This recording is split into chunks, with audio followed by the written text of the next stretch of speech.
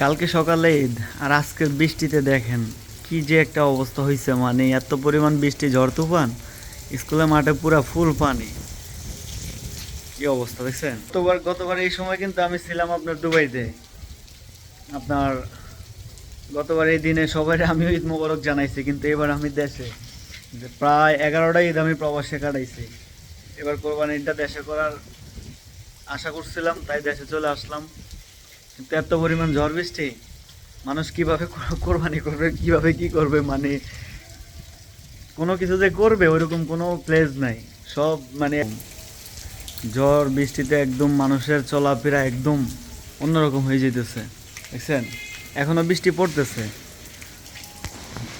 এখনো বৃষ্টি পড়তেছে, তবে বৃষ্টি দেখতে ভালো লাগে, কিন্তু পরে বৃষ্টিতে মানে এরকম খোলামেলা বাইরে তো আর বৃষ্টিতে ভিজা যায় না, শরীর খারাপ করবে ওটা চিন্তা ভাবনা থাকে সবসময় মাথার মধ্যে।